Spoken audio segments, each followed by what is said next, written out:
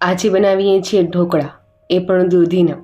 દૂધી છે ને, એને જોઈને જ બધાને થાય કે આને કેમ ખાવું, આનું શું બનાવવું. તો આજે બતાવું એવી રેસીપી કે દૂધી ખાવાનું પણ બધાને મન થાય. હમણાં ઘરે મહેમાન આવવાના હતા અને ઘરમાં નાસ્તા માટે વધારે કંઈ ઓપ્શન હતો નહીં, દૂધી પડી હતી. તો બધાનું મન ભરાય પણ પેટ નહીં, તો એવા ઢોકળા બનાવ્યા જે મારી મમ્મીએ મને શીખવ્યા હતા.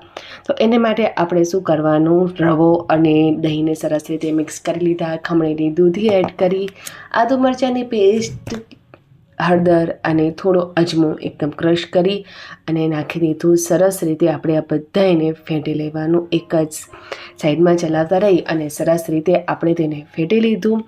આ એક એવી રેસીપી છે જે થોડાક ટેસ્ટ સાથે તમે અલગ રીતે બનાવી શકો છો.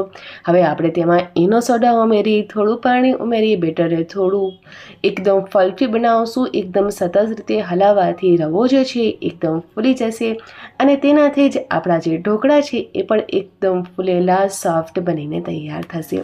બસ ખીરું તૈયાર, થાળીને તૈયાર કરી લો અને ઢોકળાના ખીરાને સ્પ્રેડ કરી 10 મિનિટ માટે સ્ટીમ કરી લો. એકદમ સરસ એવા આપણા ઢોકળા બનીને તૈયાર થઈ જશે. હવે છેલ્લે વઘાર નાખવાનું કેમ ભૂલીએ, તો મનપસંદ વઘાર નાખો અને બસ ઠંડા થાય એટલે કાપી અને સર્વ કરો અને એન્જોય કરો આ ટેસ્ટી સ્પોન્જી દૂધીના ઢોકળા. અને હા, મિત્રો સાથે શેર